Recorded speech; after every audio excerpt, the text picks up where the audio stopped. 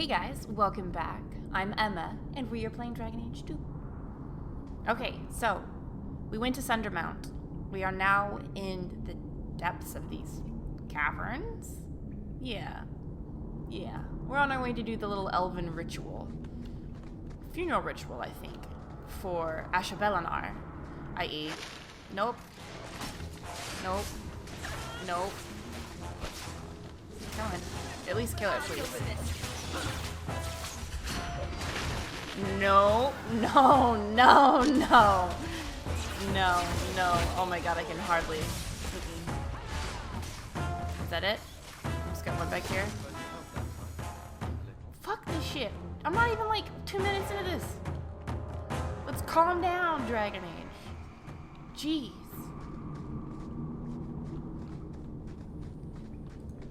As I was saying, before those spiders so rudely interrupted, that, is this a little ledge? No, not really. That we're going to go give funeral rites to an amulet. And Merrill is coming along to do that for us. I love little bits like that. It adds so much character, because you can't just have like an empty cavern the whole time, you know what I mean? Alright, silverite. The lustrous white blue silverite has long been prized with the dwarves for use in jewelry, rune making, and weaponsmithing. But on the surface, it is more commonly used by apothecaries and healers. Since the metal does not rust, many traditions believe it to be proof against poison. There is a tale passed down among the people of the Anderfells. A knight returned home after many years of war, only to be struck by an adder. His wife immediately bound the wound with a medallion of silverite pressed against the bite like a poultice. By morning, the poison had left him, and the knight lived to an old age. I don't know if that's correlated exactly. I mean, it might be, because this is definitely... No, I just want a safe spot. No, God. Come on, somebody. I can loot from here? That's not what I wanted, but... No! Oh god, right there! Oh, I hate this so much. Oh my god, it's so big on my screen. I can't. I just can't.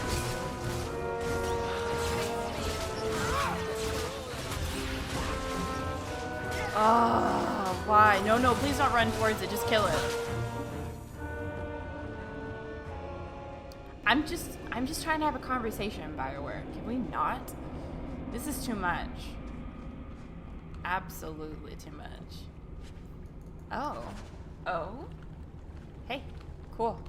I'm all for completing quests. Oh god, they're so big. Oh wait, we should probably explore the rest of this area. This looks like a door, but it's obviously blocked off and I can't access that lever. So maybe we get to do that in the future? Oh, okay, I can handle this. This is fun. Oh, there's one in the back? Let's help Merrill. Oh, okay, you guys fucking got it. Never mind. Here you go, Carver. We good? Good job, everyone. Thank you for... Oh? Oh, I should probably help Merrill.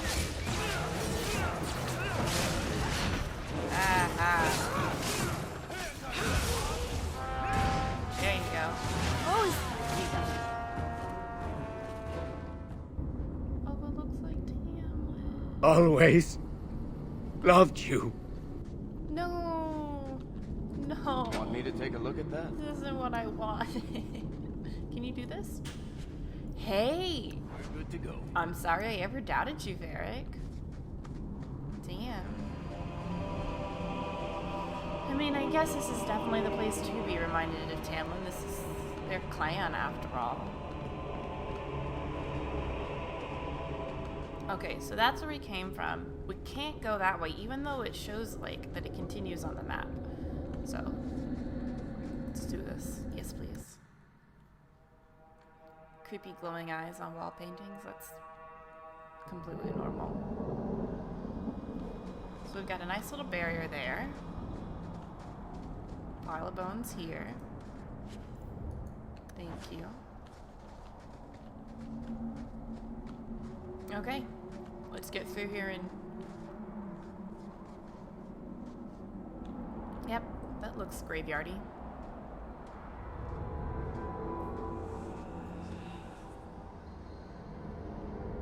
I can open the way forward. One moment.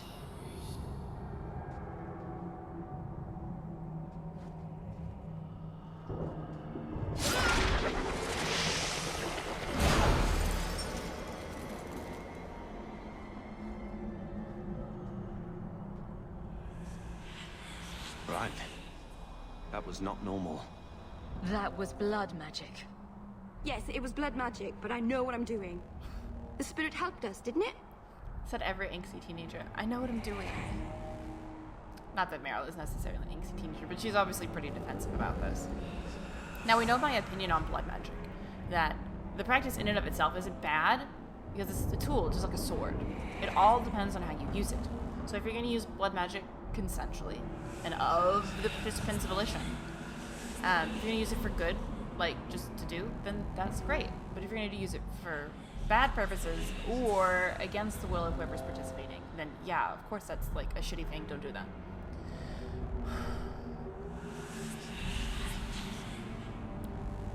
The spirit helped us, didn't it? I guess, do I just not understand blood magic? Does it like summon a spirit or something? I'm gonna err on the side of not being disapproving. The barrier is gone, certainly. Should you encourage her? Be careful up ahead. Restless things prowl the heights. Seems like Merrill's really In the self-conscious. days of Arlathan, the elders came here to sleep. Uthenera, the endless dream they called it. But they don't sleep peacefully anymore. I wonder why. Yeah, I understand. I didn't tell her she was a bad girl for using blood magic. She's an adult. As long as she's not hurting anybody. Oh, okay. Deep mushroom refers to the entire group of fungi that grows underground in caves and many parts of the dwarven deep roads. Collection can be a dangerous task, as the deep roads are often infested with darkspawn. Because of this, dwarven merchants often recruit castless hirelings for the job, rude, and pay them a meager percentage of what they earn selling the mushrooms to surfacers. I mean, that's another topic for another day. The most common varieties used in the herbalist trade are the blightcap, ghoul's mushroom, and brimstone mushroom, almost all of which tend to carry the darkspawn's corruption. What? I didn't know that. While they cannot transmit the disease, this trait often makes them quite poisonous. Well, yeah, it's got the blight. Deep mushroom should only be handled by experienced herbalists and should never be consumed without first being adequately cleaned and prepared.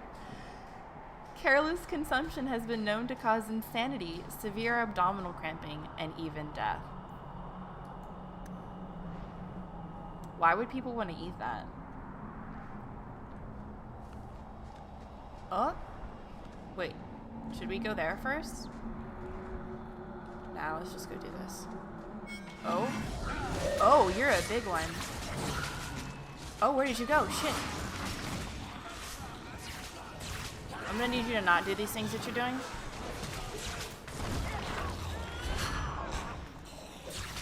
Summon Mabari. Go, Mabari, go.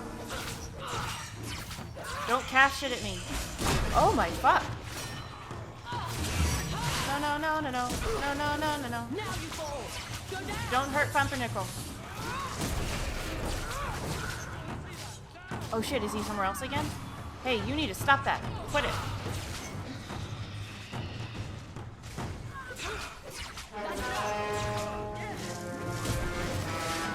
Oh no.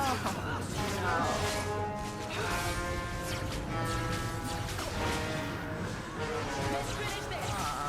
I wonder if they're just protecting, like, their ancestral grounds, I guess. I think it's safe now. Place the amulet on the altar, and I'll begin the rite. Oh, man, those pain me a little. Oh, cool. Aw. Stop looking like Tamlen.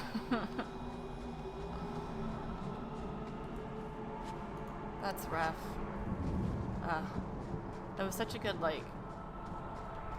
Man, you missed... I guess, am I missing out on the stuff that you would experience as, like, the other origins? Like, 'cause don't get me wrong, I played through all of them, so maybe I should recognize things. I guess Mahariel's just hits me more intensely, because that was my origin. And, Tamlen was very dear to her. Hot.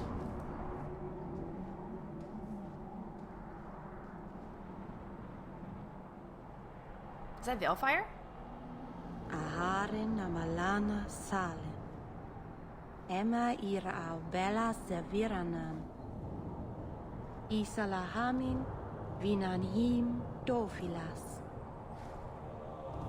In Uthenera narivas.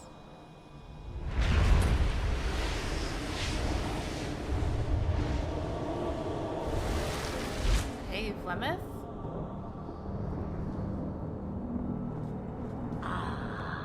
And here we are.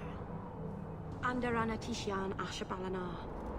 One of the people. I see. So young and bright. Do you know who I am?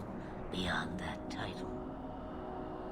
I know only a little. Then stand. The people bend their knee too quickly. So refreshing to see someone who keeps their end of a bargain. I half expected my amulet to end up in a merchant's pocket. I don't know if I want to joke around with Flemeth about selling her locket. I agreed to deliver the amulet, though you could have told me you were inside it. Just a piece. A small piece, but it was all I needed. A bit of security, should the inevitable occur. And if I know my Morrigan, it already has. Is that someone I should know? She's a girl who thinks she knows what is what better than I or anyone. And why not? I raised her to be as she is. I cannot expect her to be less. I'm not sure whether she's your daughter or your enemy. Neither is she. Oof. Ooh, so good. It's so good. Why did you need me to bring you here? Because I had an appointment to keep.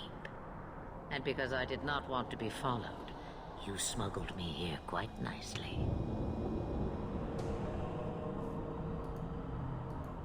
I don't understand. Are you some kind of vision? Must I be in only one place? Bodies are such limiting things. I am but a fragment cast adrift from the whole. A bit of flotsam to cling to in the storm. Arlathan does not look impressed. A fragment? You do not need to understand, child. But I want to.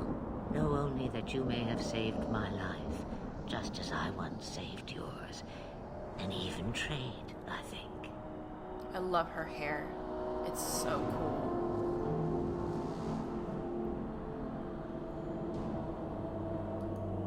You have plans, I take it. Destiny awaits us both, dear girl. We have much to do. Before I go, a word of advice. We stand upon the precipice of change. The world fears the inevitable plummet into the abyss. Watch for that moment, and when it comes, do not hesitate to leap. It is only when you fall that you learn whether you can fly. That was cryptic.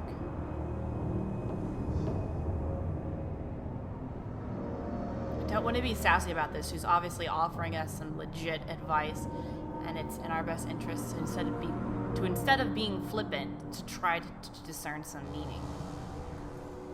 What should I do? Do as I do. Become a dragon. You could never be a dragon. Flemeth. As for you, child, step carefully. No path is darker than when your eyes are shut. Maceranus asha'bellanar. Now the time has come for me to leave. You have my thanks and my sympathy.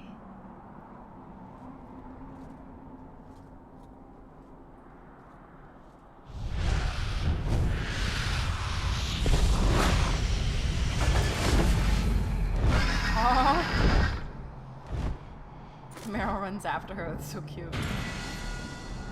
Damn. Man, that didn't really answer any questions. It just elicited some. I mean, the precipice of change.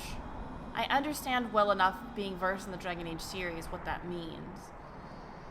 I guess she's telling us to take a side? Perhaps? That's really interesting. I'd really like, with no spoilers, because I kind of got enough on my own, but I want to be able to work with what the game gives us as we go. What do you guys think that might mean? It's going to be a real interesting discussion. And I know that we have a good bit of discussion on the channel, and I really, really enjoy that. Not just because I'm an attorney and that's literally what I do. Is facilitate. Wow. I gotta figure out the distance between enemies to let the chain lightning bounce properly. Oh shit, I didn't see this big dude. I didn't see this big dude.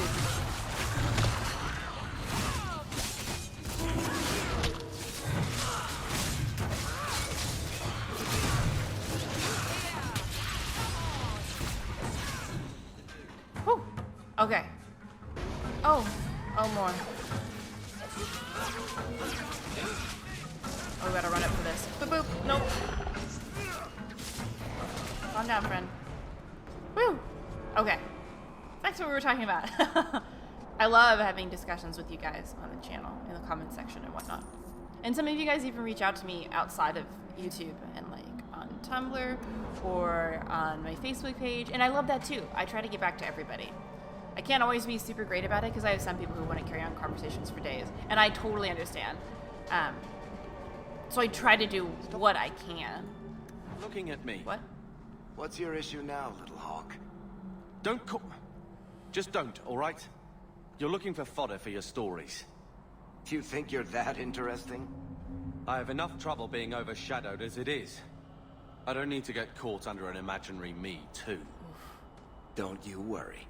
I'm not in the business of lullabies or children's stories.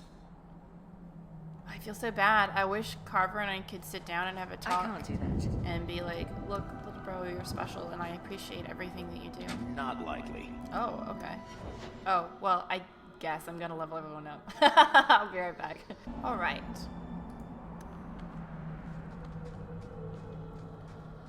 Let's see. I wonder what else is going to be up here. It'd be really cool if we had, like, lots of quests in the Dalish camp. I know we don't, but it would be cool if we did. Like when we were Mahariel. But I guess the big difference there is that there's... Oh, another barrier? There's a lot of trust implicit there as another Dalish than when you're some Shem who, you know, gallivants into their camp. Nobody really wants to have much to do with you, much less ask you for help. Oh, is this a little codex rack? Sunder Mount. Kirkwall is guarded by mountains to the north, the tallest of which is Sunder Mount. The mountain has a fearsome reputation. Legend says it was the site of the final battle between the Tevinter Imperium of old and the ancient empire of elves that perished with Arlathan. Both sides unleashed horrors into the waking world, and fade creatures prowl the heights to this very day, unaware that the war for which they were summoned is long over. There is a tale in the free marches that blessed Andraste, upon reaching Kirkwall with her armies, sojourned up the slopes of Sundermount alone. She stayed there 3 days. When she returned, she wept as if her heart were broken. I stayed 2 months in Kirkwall, and despite my best efforts, I never found a guide willing to take me up the mountain. Genetivi. GenTV and his world travels. I love that it's all like a codex entry like that. It's very cool. Can we go into this one? Can we not? Oh. Oh. Oh, I'm sorry guys. Oh my shit. No, there we go. Chain lightning. Yeah, that was a sweet chain lightning. Woo! All of them AoEs.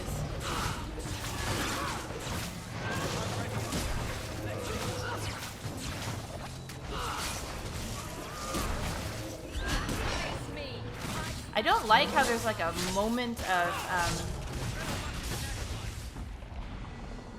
oh look, Varric level.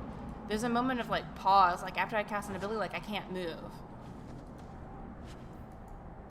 Oh, do I still not get to go in? Oh, okay, I'm sorry. Maybe this is for later too. Maybe a personal quest? That would be cool. It'd be cool if we get to come back. I would like to come back. Otherwise, that way is blocked off. Oh, I missed this. Oh, okay. An invisible recipe that works.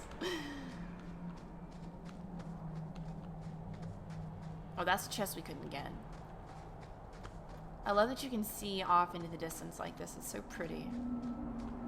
Like, I know this isn't like, you know, Horizon Zero Dawn graphics or whatever, but this is really nice. Normally I would make that allusion to Witcher 3, but I haven't played Witcher 3 yet. What is that? Oh, that's an Aravel. It was like the shit. They just read lyrium there for a second. No lie. Okay, so we need to get... Oh man, do we have to go all the way back? Maybe? Okay, so this is a cave. Yeah. Oh. Nasarana's child. Your debt is paid in full. You're welcome. It isn't too late to change your mind, Tamlen. Dareth Shiral, Keeper. I'm ready. Let's depart. Poor Merrill.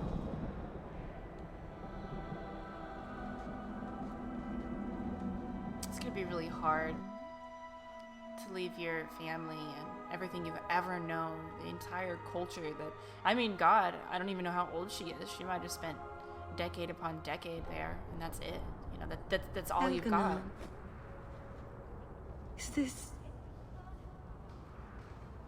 Is this really where the elves live? Not the prettiest part of Kirkwall, but it doesn't have a view of the giant chains. Take what you can get. I didn't think it would be so... I've never seen so many people in one place before. It seems so lonely. I don't want to trivialize this. This is scary. You already know me. You'll make other friends soon enough. Guy. Thank you. Thank you for everything. For all your help. Will you come visit me? Not now, of course. But maybe later. I could use a friend. Of course I will. Of course. But only because you used that "you kicked my puppy" voice. Thank you. Oh, I'm thanking you too much, aren't I? I mean it, though. Can you imagine? Like, you go and you're from a culture that puts an emphasis on the greatness of the Elvenan before the fall, and then you go through and you're either forced to leave or choose to leave. There's some sort of necessity to leaving all that behind, and then you get to a human city and you see how elves are treated.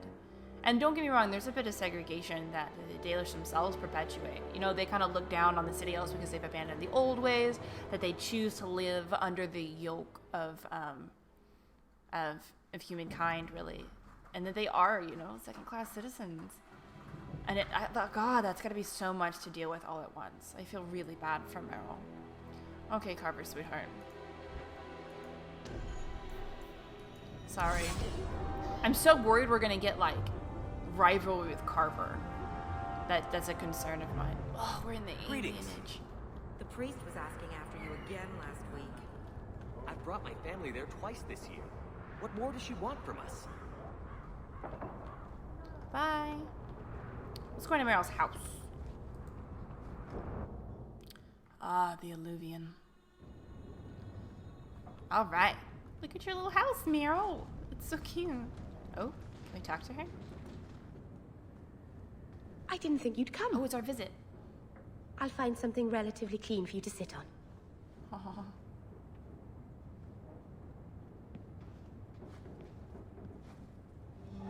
Can I get you something to eat or drink? I have water.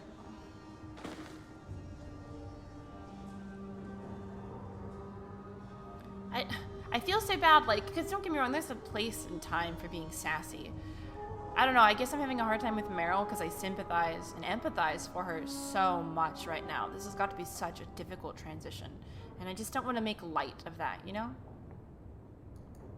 I came here to see you, Merrill. You don't have to fuss over me. You're so kind. My first guest, and I'm already a terrible host. I wanted to thank you for bringing me here, but I'm making a mess of it. Oh, look! It's a romance option. Cute.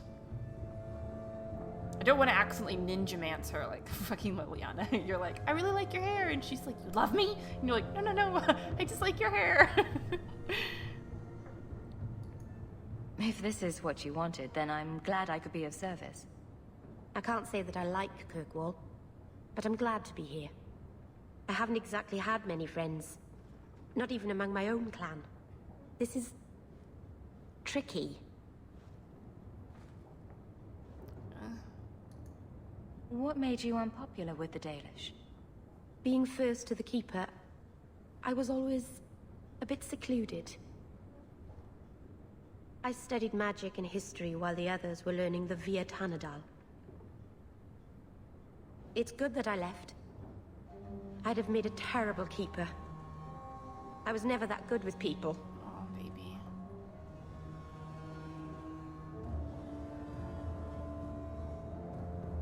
Again, I feel like being sympathetic and empathetic is better. Well, that's charming. You seem to be getting the hang of it already. I'm glad you think so. Thank you for coming to visit me, Hawk. It means a lot to me. Yeah! We got friendship with Merrill. I like Merrill. I mean, there's going to be a little bit of conflict. Because... I don't know. It's hard. I guess it's not Mahariel, so it's not really conflict. It's hard because it reminds me of Tamlen, and all of that business reminds me of Tamlen, and it's like...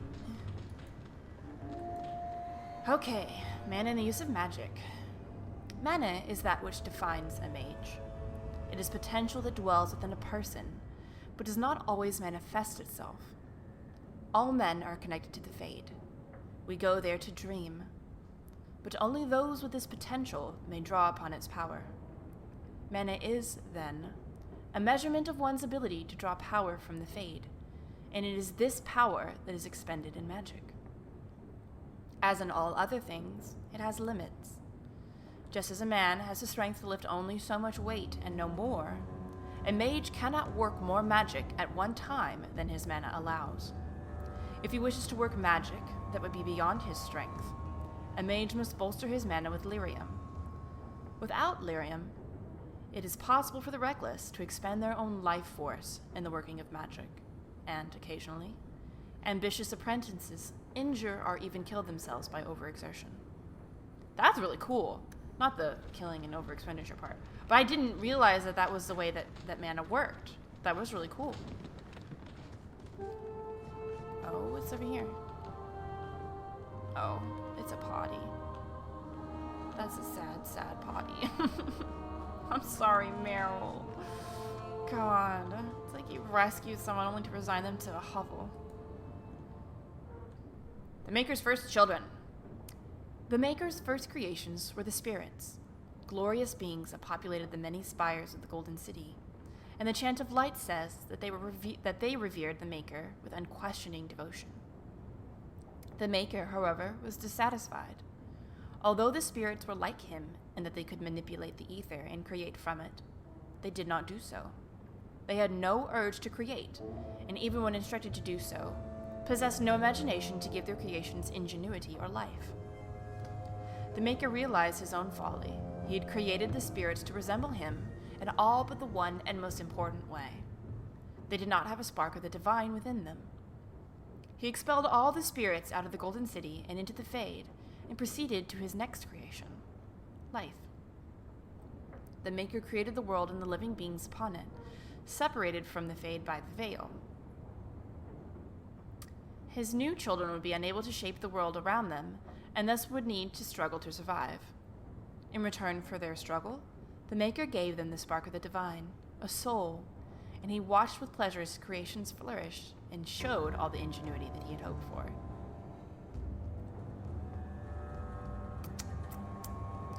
The veil bit gets me. I thought that was established later. Makes me wonder about the timeline of elves, of humans, of the Evanuris, the Elven pantheon, and this Maker entity. This elicits more questions than it answers as well. The spirits grew jealous of the living and coaxed them into the Fade when they slept. The spirits wished to know more of life, hoping to find a way to regain the Maker's favor. Oh, that's sad. They're sentient creatures, right? So when Dad's like, you weren't good enough. I love my second kid more. And you're like, but Dad, why? You made me this way, you know? That's really sad. Through the eyes of the living, they experience new concepts: love, fear, pain, and hope. The spirits reshaped the Fade to resemble the lives and concepts that they saw. Desperately trying to please Dad. Each spirit desperately trying to bring the most dreamers to their own realm so that they could vicariously possess a spark of the divine through them, so Daddy would approve. Damn, Maker, kind of heartless and terrible. As the spirits grew in power, however, some of them became contemptuous of the living. I mean, that's also a reasonable reaction, right? If you're kid number 1 and Daddy only loves kid number 2, that's gonna make you upset. These were the spirits that saw the darkest parts of the dreamers. Their lands were places of torment and horror, and they knew that the living were strongly drawn to places that mirrored those dark parts of themselves. These spirits questioned the Maker's wisdom and proclaimed the living inferior. Man, looking at that from this perspective is just kind of like, everything makes so much more sense. The way the spirits and the demons have reacted to humankind. They learned from the darkness they saw and became the first demons. Wow. So demons only came about, A, because of the Maker, B, because of humankind. It wasn't something that they did on their own, really. That's victim of circumstance, like, to a T. Which is good villains. Good villains are always, victims of circumstance. So it's not that this is a bad person, but bad person innately, I guess I should say. Their life and the things that have happened to them and the things that other people have done have kind of molded them into the person that they are. It's very interesting. Rage, hunger, sloth, desire, pride. These are the dark parts of the soul that give demons their power, the hooks they use to claw their way into the world of the living. It was demons that whispered into the minds of men, convincing them to turn from the Maker and worship false gods. I mean, as discarded first child, I'd be pissed too. They seek to possess all life as their due, forging kingdoms of nightmare in the Fade in the hopes of one day storming the walls of heaven itself. So it's like demons are the rebellious teenager kids that are like, Dad, you never loved me, and now you're going to pay for it. And the Maker despaired once again, for he had given the power of creation to his new children, and in return they had created sin. He kind of sounds like a dick, this Maker. Just saying. There's not a lot of empathy there, which is sad. Ooh, Arlathan! Did we read part 1? Is there a part 1 somewhere that I didn't see? Nope. I hope we already read part 1. Part 2. You ask what happened to Arlathan. Sadly, we do not know. Even those of us who keep the ancient lore have no record of what truly happened. What we have are accounts of the days before the fall, and a fable of the whims of the gods. The human world was changing even as the elves slept. Clans and tribes gave way to a powerful empire called Tevinter, which, and for what reason we do not know, moved to conquer Elvenon. Hubris? Humans being humans? When they breached the great city of Arlathan, our people, fearful of disease and loss of immortality, chose to flee rather than fight. With magic, demons, and even dragons at their behest, the Tevinter Imperium marched easily through Arlathan, destroying homes and galleries and amphitheaters that had stood for ages. Our people were corralled as slaves, and human contact quickened their veins until every elf captured turned mortal. The elves called to their ancient gods, but there was no answer. As to why the gods didn't answer, our people left only a legend.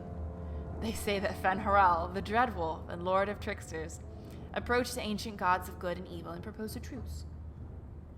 The gods of good would remove themselves to heaven, and the lords of evil would exile themselves to the abyss.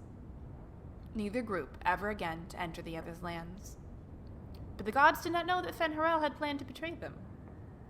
And by the time they realized the Dreadwolf's treachery, they were sealed in their respective realms, never again to interact with the mortal world. It is a fable, to be sure, but those elves who travel the beyond claim that Fen'Harel still roams the world of dreams, keeping watch over the gods lest they escape from their prisons. Whatever the case, Arlathan had fallen to the very humans our people had once considered mere pests. It is said that the Tevinter Magisters used their great destructive power to force the very ground to swallow Arlathan whole, destroying aeons of collected knowledge, culture, and art. The whole of Elven lore left only to memory. As someone so terribly fond of the Dalish, not only do I love these codex entries, but they make me so sad at the same time. There's so much that we lost. I say we, as in us elves, you know? Okay, guys. So I'm going to cut it here. And I'm trying to be better about making more frequent recordings. Life has been cray. I'm just going to leave it at that. I am going to be super busy, not this week or the next, but the one after that. But what I think I'm going to do is there's an anime convention that's coming up, and I'm going to attend as Morrigan and try to take enough video, or at least get some good pictures in, to where I can start putting together those Morgan cosplay tutorials for you guys, and I'm going to air those over the week that I'm super busy, because I have a friend coming down, and it's my birthday. So I'm going to go do all the things that I want. Because who wants to just celebrate your birthday on a day when you could celebrate it for a week? All right, so now that we've got our little agenda set, I hope that you guys have a great rest of your day, and I will see you next time.